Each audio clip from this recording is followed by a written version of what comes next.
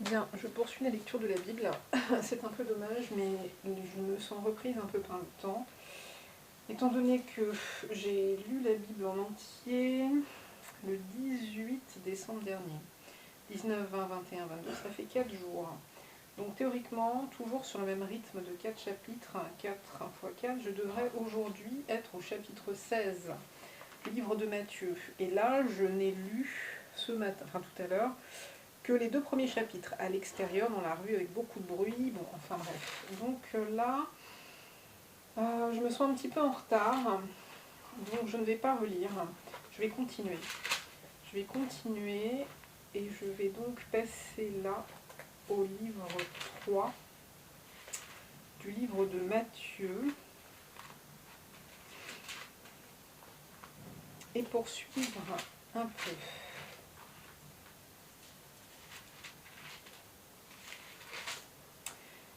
Livre de Matthieu, chapitre 3.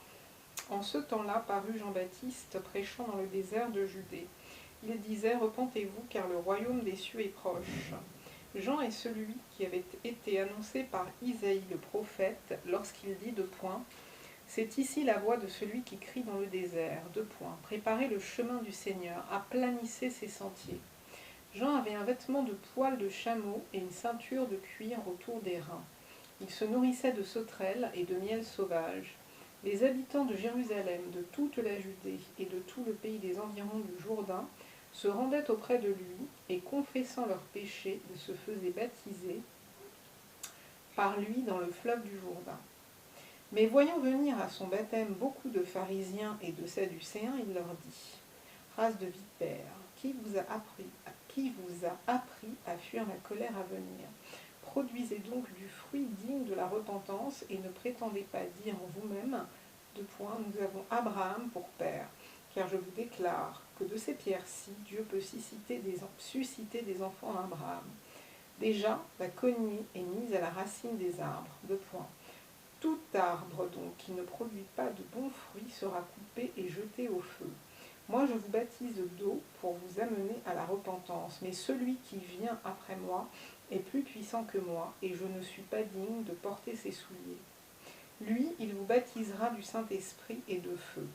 Il a son vanne à la main. Il nettoiera son aire et il amassera son blé dans le grenier. Mais il brûlera la paille dans un feu qui ne s'éteint point. Alors Jésus vint de la Galilée au Jourdain vers Jean pour être baptisé par lui.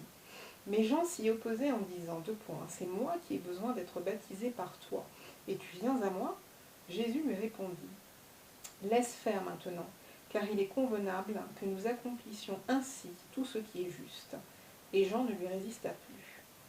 Dès que Jésus eut été baptisé, il sortit de l'eau. Et voici les cieux s'ouvrirent, et il vit l'Esprit de Dieu descendre comme une colombe et venir sur lui.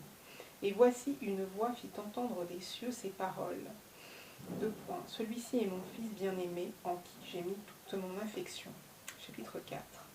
Alors Jésus fut emmené par l'Esprit dans le désert pour être tenté par le diable. Après avoir jeûné 40 jours et 40 nuits, il eut faim. Le tentateur s'étant approché lui dit « Si tu es fils de Dieu, ordonne que ces pierres deviennent des pains. » Jésus répondit « Il est écrit L'homme ne vivra pas de pain seulement, mais de toute parole qui sort de la bouche de Dieu. » Le diable le transporta dans la ville sainte, le plaça sur le haut du temple et lui dit Si tu es fils de Dieu, jette-toi en bas, car il est écrit Il donnera des ordres à ses anges à ton sujet. Et ils te porteront sur les mains, de peur que ton pied ne heurte contre une pierre. Jésus lui dit Il est aussi écrit Tu ne tenteras point le Seigneur ton Dieu. Le diable le transporta encore sur une montagne très élevée, lui montra tous les royaumes du monde et leur gloire, et lui dit Je te donnerai toutes ces choses si tu te prosternes et m'adores. Jésus lui dit Retire-toi, Satan, car il est écrit Tu adoreras le Seigneur ton Dieu et tu le serviras lui seul. Alors le diable le laissa, et voici, des anges vinrent auprès de Jésus et le servaient. Jésus, ayant appris que Jean avait été livré, se retira dans la Galilée. Il quitta Nazareth et vint demeurer à Capernaüm, situé près de la mer, dans le territoire de Zabulon et de Nephtali, afin que s'accomplisse ce qui avait été annoncé par Isaïe le prophète. Le peuple de Zabulon et de Nephtali, de la contrée voisine de la mer, du pays au-delà du Jourdain et de la Galilée des gentils, ce peuple assis dans les ténèbres a vu une grande lumière. Et sur ceux qui étaient assis dans la région et l'ombre de la mort, la lumière s'est levée. Je reprends cette phrase. Tac, tac, tac. Non, c'est un petit peu trop long. Je ne vois même pas où elle commence. Ouais, c'est la folie, ça. Hein. C'est des phrases à 3 km. Donc je vais reprendre après les 2 points qui se terminent par ce qui avait été annoncé par Isaïe le prophète. 2 points. Le peuple de Zabulon et de Nephtali, virgule, de la contrée voisine de la mer, virgule, du pays au-delà du Jourdain, virgule, et de la Galilée des gentils, virgule, ce peuple, virgule, assis dans les ténèbres, virgule, a vu une grande lumière, point virgule. Et sur ceux qui étaient assis dans la région et l'ombre de la mort, la lumière s'est levée. Point. Oh là là.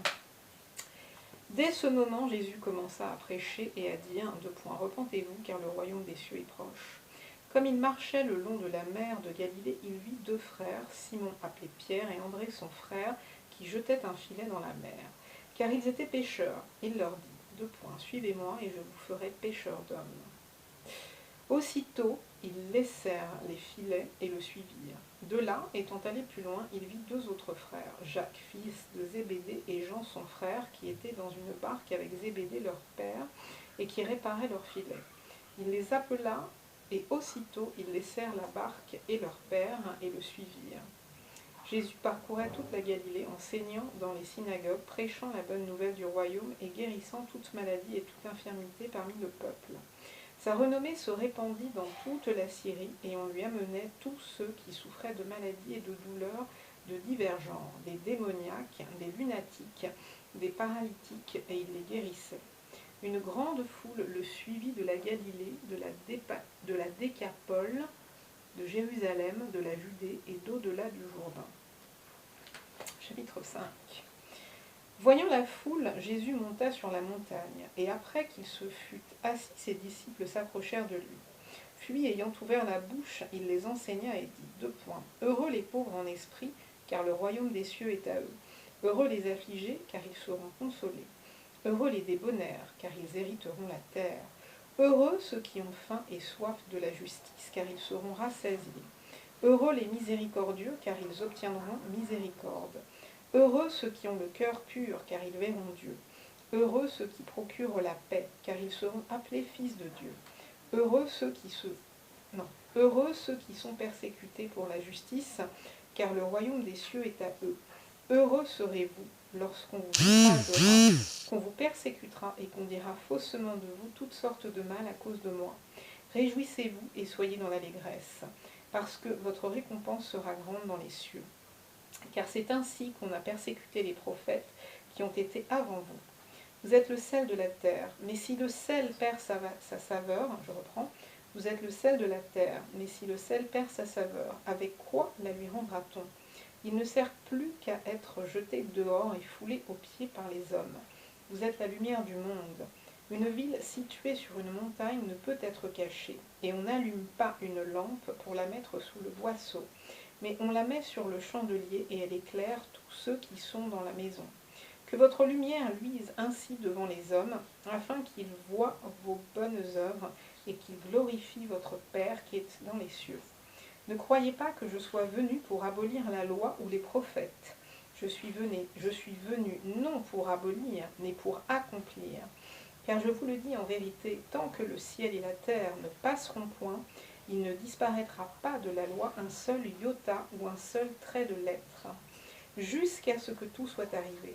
Celui donc qui supprimera l'un de ces plus petits commandements et qui enseignera aux hommes à faire de même sera appelé le plus petit dans le royaume des cieux. Mais celui qui les observera et qui enseignera à les observer, celui-là sera appelé grand dans le royaume des cieux. Car je vous le dis, si votre justice ne surpasse celle des scribes et des pharisiens, vous n'entrerez point dans le royaume des cieux. Vous avez entendu qu'il a été dit aux anciens, tu ne tueras point. Celui qui tuera mérite d'être puni par les juges. Mais moi, je vous dis que quiconque se met en colère contre son frère mérite d'être puni par les juges. que celui qui dira à son frère de point Raka mérite d'être puni par le Sanhédrin, et que celui qui lui dira insensé mérite d'être puni par le feu de la Guéhenne.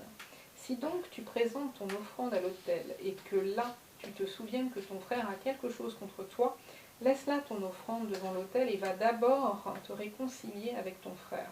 Puis viens présenter ton offrande. Accorde-toi promptement avec ton adversaire pendant que tu es en chemin avec lui, de peur qu'il ne te livre au juge, que le juge ne te livre à l'officier de justice, et que tu ne sois mis en prison. Je te le dis en vérité, tu ne sortiras pas de là que tu n'aies payé le dernier cadran. Vous avez appris qu'il a été dit de point tu ne commettras point d'adultère. Mais moi je vous dis que quiconque regarde une femme pour la convoiter a déjà commis un adultère avec elle dans son cœur. Si ton œil droit est pour toi une occasion de chute, arrache-le et jette-le loin de toi, car il est avantageux pour toi qu'un seul de tes membres périsse et que ton corps entier ne soit pas jeté dans la Guéhenne. Et si ta main droite est pour toi une occasion de chute, coupe-la et jette-la loin de toi, car il est avantageux pour toi qu'un seul de tes membres périsse et que ton corps entier n'aille pas dans la Guéhenne. Il a été dit, deux points, que celui qui répudie sa femme lui donne une lettre de divorce. Mais moi je vous dis que celui qui répudie sa femme, sauf pour cause d'infidélité, l'expose à devenir adultère, et que celui qui épouse une femme répudiée commet un adultère. Vous avez encore appris qu'il a été dit aux anciens de point, tu ne te parjureras point, mais tu t'acquitteras envers le Seigneur de tout ce que tu... Non. Mais tu t'acquitteras envers le Seigneur de ce que tu as déclaré par serment. Mais moi je vous dis de ne jurer aucunement, ni par le ciel parce que c'est le trône de Dieu, ni par la terre parce que c'est son marchepied, ni par Jérusalem parce que c'est la ville du grand roi. Ne jure pas non plus par la tête, car tu ne peux rendre blanc ou noir un seul cheveu. Que votre parole soit oui, oui, non, non. Ce qu'on y ajoute vient du malin. Vous avez appris qu'il a été dit de point œil pour œil et dent pour dent. Mais moi, je vous dis de ne pas résister aux méchants. Si quelqu'un te frappe sur la joue droite, présente-lui aussi l'autre. Si quelqu'un veut plaider contre toi et prendre ta tunique, laisse-lui encore ton manteau. Si quelqu'un te force à faire 1000, fais-en 2 avec lui. Donne à celui qui te demande et ne te détourne pas de celui qui veut emprunter de toi. Vous avez appris qu'il a été dit de point tu aimeras ton prochain et tu haïras ton ennemi. Mais moi je vous dis de point aimez vos ennemis. Bénissez ceux qui vous maudissent. Faites du bien à ceux qui vous haïssent. Et priez pour ceux qui vous maltraitent et qui vous persécutent, afin que vous soyez fils de votre Père qui est dans les cieux. Car il fait lever son soleil sur les méchants et sur les bons, et il fait pleuvoir sur les justes et sur les injustes. Si vous aimez ceux qui vous aiment, quelle récompense méritez-vous? Les publicains aussi n'agissent-ils pas de même? Et si vous saluez seulement vos frères, que faites-vous d'extraordinaire? Les païens aussi n'agissent-ils pas de même? Soyez donc parfaits, comme votre Père céleste est parfait. Chapitre 6. Gardez-vous de pratiquer votre justice devant les hommes pour en être vus. Autrement, vous n'aurez point de récompense auprès de votre Père qui est dans les cieux. Lors donc que tu fais l'aumône, ne sonne pas de la trompette devant toi, comme font les hypocrites dans les synagogues et dans les rues, afin d'être glorifiés par les hommes. Je vous le dis en vérité, ils reçoivent leur récompense. Mais quand tu fais l'aumône, que ta main gauche ne sache pas ce que fait ta droite, afin que ton aumône se fasse en secret, et ton Père qui voit dans le secret te le rendra.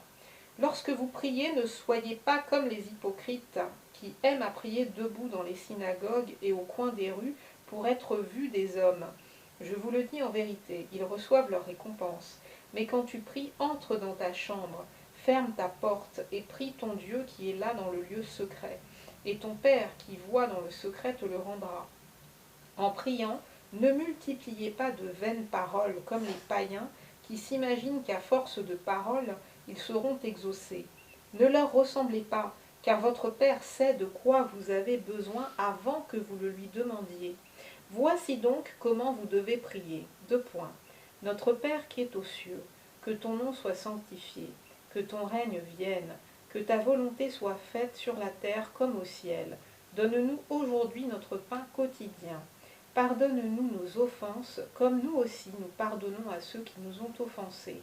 Ne nous induis pas en tentation, mais délivre-nous du mal. Car c'est à toi qu'appartiennent dans tous les siècles le règne, la puissance et la gloire. Amen. Pardon. Si vous pardonnez aux hommes leurs offenses, votre Père céleste vous pardonnera aussi. Mais si vous ne pardonnez pas aux hommes, votre Père céleste ne vous pardonnera pas non plus vos offenses.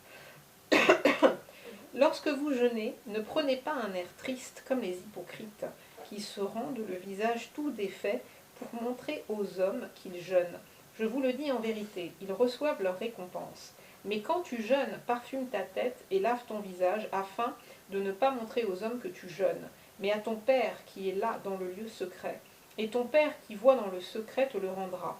Ne vous amassez pas des trésors sur la terre, où la teigne et la rouille détruisent et où les voleurs percent et dérobent.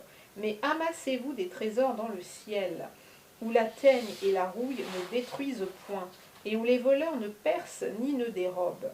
Car là où est ton trésor, là aussi sera ton cœur. L'œil est la lampe du corps. Si ton œil est en bon état, tout ton corps sera éclairé.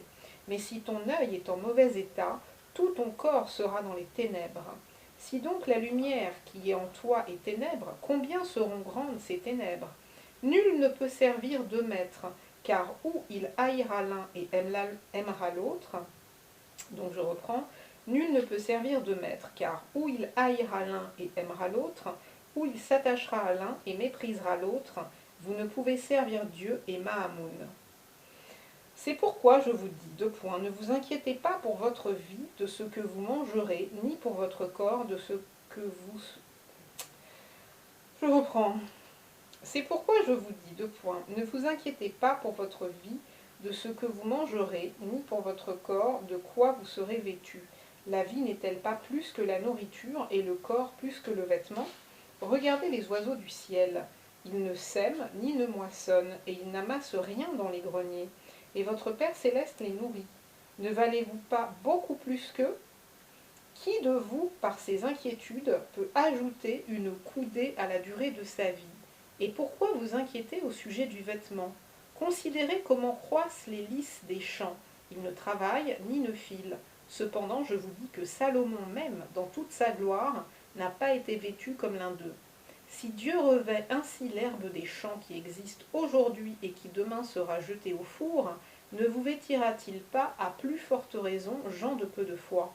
Ne vous inquiétez donc point et ne dites pas de point que mangerons-nous, que boirons-nous, de quoi serons-nous vêtus, car toutes ces choses, ce sont les païens qui les recherchent plutôt. Votre Père céleste sait que vous en avez besoin. Cherchez premièrement le royaume et la justice de Dieu, et toutes ces choses vous seront données par-dessus. Ne vous inquiétez donc pas du lendemain, car le lendemain aura soin de lui-même. À chaque jour suffit sa peine. Chapitre 7.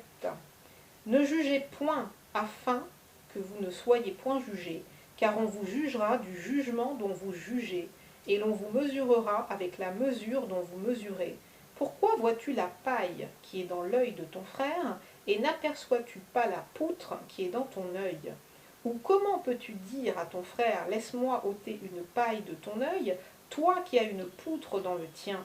Hypocrite, ôte premièrement, bon, ôte premièrement la poutre de ton œil, et alors tu verras comment ôter la paille de l'œil de ton frère. Ne donnez pas les choses saintes aux chiens, et ne jetez pas vos perles devant les pourceaux, de peur qu'ils ne les foulent aux pieds, ne se retournent et ne vous déchirent. Demandez et l'on vous donnera. Cherchez et vous trouverez. Frappez et l'on vous ouvrira. Car quiconque demande reçoit. Celui qui cherche trouve, et l'on ouvre à celui qui frappe. Lequel de vous donnera une pierre à son fils s'il demande du pain? Ou s'il demande un poisson, lui donnera-t-il un serpent? Si donc, méchants comme vous l'êtes, vous savez donner de bonnes choses à vos enfants, à combien plus forte raison votre Père qui est dans les cieux donnera-t-il de bonnes choses à ceux qui les lui demandent? Tout ce que vous voulez que les hommes fassent pour vous, faites-le de même pour eux, car c'est la loi et les prophètes. Entrez par la porte étroite, car large est la porte, spacieux est le chemin qui mène à la perdition. Et il y en a beaucoup qui entrent par là. Mais étroite est la porte, resserré le chemin qui mène à la vie, et il y en a peu qui le trouvent. Gardez-vous des faux prophètes. Ils viennent à vous en vêtements de brebis, mais au-dedans ce sont des loups ravisseurs. Vous les reconnaîtrez à leurs fruits. Cueille-t-on des raisins sur des épines, ou des figues sur des chardons? Tout bon arbre porte de bons fruits, mais le mauvais arbre porte de mauvais fruits. Un bon arbre ne peut porter de mauvais fruits, ni un mauvais arbre porter de bons fruits. Tout arbre qui ne porte pas de bons fruits est coupé et jeté au feu. C'est donc à leurs fruits que vous les reconnaîtrez. Ceux qui me disent de point « Seigneur, Seigneur » n'entreront pas tous dans le royaume des cieux, mais celui-là seul qui fait la volonté de mon Père qui est dans les cieux. Plusieurs me diront en ce jour-là de point « Seigneur, Seigneur, n'avons-nous pas prophétisé par ton nom? N'avons-nous pas chassé des démons par ton nom? Et n'avons-nous pas fait beaucoup de miracles par ton nom? Alors je leur dirai ouvertement, de point, je ne vous ai jamais connu, retirez-vous de moi, vous qui commettez l'iniquité. C'est pourquoi quiconque entend ces paroles que je dis et les met en pratique sera semblable à un homme prudent qui a bâti sa maison sur le roc. La pluie est tombée, les torrents sont venus, les vents ont soufflé et se sont jetés contre cette maison. Elle n'est point tombée, parce qu'elle est fondée sur le roc. Mais quiconque entend ces paroles que je dis et ne les met pas en pratique sera semblable à un homme insensé qui a bâti sa maison sur le sable. La pluie est tombée, les torrents sont venus, les vents ont soufflé et ont abattu cette maison. Elle est tombée et sa ruine a été grande. Après que Jésus eut achevé ses discours, la foule fut frappée de sa doctrine, car il enseignait comme ayant autorité et non pas comme les scribes. Chapitre 8. Lorsque Jésus fut descendu de la montagne, une grande foule le suivit. Et voici, un lépreux s'étant approché, se prosterna devant lui et dit, de point, Seigneur, si tu le veux, tu peux me rendre pur. Jésus étendit la main, le toucha et dit, de point, je le veux, sois pur. Aussitôt, il fut purifié de sa lèpre. Puis Jésus lui dit, de point, garde-toi d'en parler à personne, mais va te montrer au sacrificateur et présente l'offrande que Moïse a prescrite afin que cela leur serve de témoignage. Comme Jésus entrait dans Capernaüm, un centenier l'aborda, le priant et disant, de point, Seigneur, mon serviteur est couché à la maison, atteint de paralysie et souffrant beaucoup. Jésus lui dit, de point, j'irai et je le guérirai. Le centenier répondit, de point, Seigneur, je ne suis pas digne que tu entres sous mon toit, mais dis seulement un mot et mon serviteur sera guéri. Car moi qui suis soumis à des supérieurs, j'ai des soldats sous mes ordres, et je dis à l'un, va, et il va, à l'autre, viens, et il vient, et à mon serviteur, fais cela, et il le fait. Après l'avoir entendu, Jésus fut dans l'étonnement, et il dit à ceux qui le suivaient de point, je vous le dis en vérité, même en Israël, je n'ai pas trouvé une aussi grande foi. Or, je vous déclare que plusieurs viendront de l'Orient et de l'Occident et seront à table avec Abraham, Isaac et Jacob dans le royaume des cieux. Mais les fils du royaume seront jetés dans les ténèbres du dehors, où il y aura des pleurs et des grincements de dents. Puis Jésus dit au centenier, de point, va, qu'il te soit fait selon ta foi. Et à l'heure même, le serviteur fut guéri. Jésus se rendit ensuite à la maison de Pierre, dont il vit la belle-mère couchée et ayant la fièvre. Il toucha sa main, et la fièvre la quitta. Puis elle se leva et le servit. Le soir, on amena auprès de Jésus plusieurs démoniaques.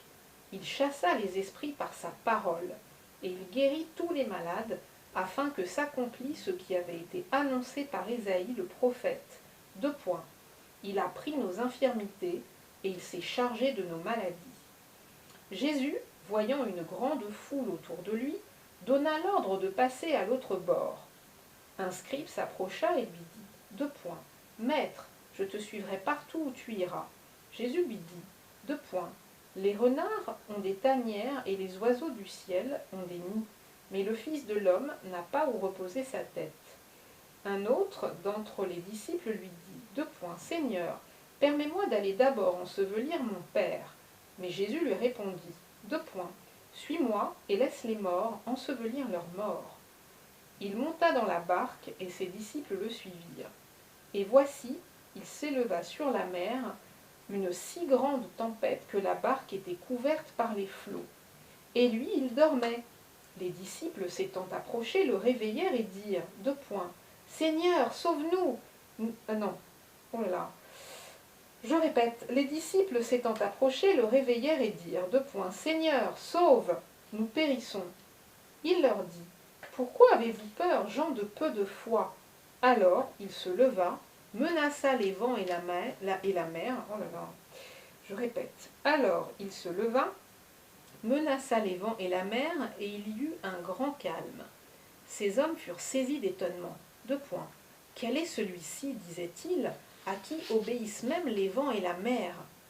Lorsqu'il fut à l'autre bord, dans le pays des Gadaréniens, 2 démoniaques, sortant des sépulcres, vinrent au-devant de lui. Ils étaient si furieux que personne n'osait passer par là. Et voici, ils s'écrièrent, Qu'y a-t-il entre nous et toi, Fils de Dieu? Es-tu venu ici pour nous tourmenter avant le temps? Il y avait loin d'eux un grand troupeau de pourceaux qui paissaient. Les démons priaient Jésus, disant, Si tu nous chasses, envoie-nous dans ce troupeau de pourceaux. Il leur dit, Allez. Ils sortirent et entrèrent dans les pourceaux. Et voici, tout le troupeau se précipita des pentes escarpées dans la mer, et ils périrent dans les eaux.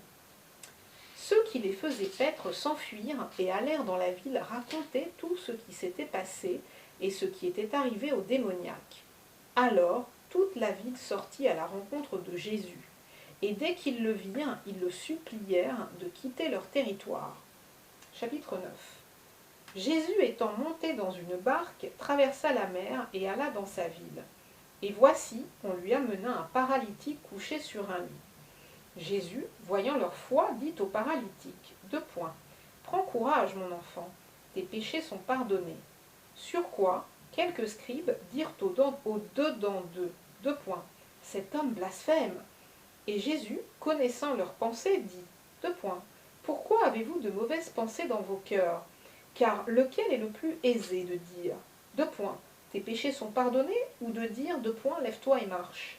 Or, afin que vous sachiez que le Fils de l'homme a sur la terre le pouvoir de pardonner les péchés, Lève-toi, dit-il au paralytique, prends ton lit et va dans ta maison. Et il se leva et s'en alla dans sa maison. Quand la foule vit cela, elle fut saisie de crainte, et elle glorifia Dieu qui a donné aux hommes un tel pouvoir. De là, étant allé plus loin, Jésus vit un homme assis au lieu des péages et qui s'appelait Matthieu. Il lui dit, Suis-moi. Cet homme se leva et le suivit. Comme Jésus était à table dans la maison, voici beaucoup de publicains et de gens de mauvaise vie vinrent se mettre à table avec lui et avec ses disciples. Les pharisiens virent cela et ils dirent à ses disciples, Pourquoi votre maître mange-t-il avec les publicains et les gens de mauvaise vie? Ce que Jésus ayant entendu, il dit, Ce ne sont pas ceux qui se portent bien qui ont besoin de médecins, mais les malades. Allez, et apprenez ce que signifie, Je prends plaisir à la miséricorde et non au sacrifice. Car ce ne sont pas les justes que je suis venu appeler à la repentance, mais ce sont les pécheurs. Alors les disciples de Jean vinrent auprès de Jésus et dirent, Pourquoi nous et les pharisiens jeûnons-nous, tandis que tes disciples ne jeûnent point? Jésus leur répondit, Les amis de l'époux peuvent-ils s'affliger pendant que l'époux est avec eux? Les jours viendront où l'époux leur sera enlevé, et alors ils jeûneront. Personne ne met une pièce de drap neuf à un vieil habit, car elle emporterait une partie de l'habit, et la déchirure serait pire. On ne met pas non plus du vin nouveau dans de vieilles outres, autrement les outres se rompent. Le vin se répand et les outres sont perdues. Mais on met le vin nouveau dans des outres neuves, et le vin et les outres se conservent. Tandis qu'il leur adressait ces paroles, voici un chef arriva, se prosterna devant lui et dit, Ma fille est morte, il y a un instant. Mais viens, impose-lui les mains, et elle vivra. Jésus se leva et le suivit avec ses disciples. Et voici, une femme, atteinte d'une perte de sang depuis 12 ans, s'approcha par derrière et toucha le bord de son vêtement. Car elle disait en elle-même, si je puis seulement toucher son vêtement, je serai guérie.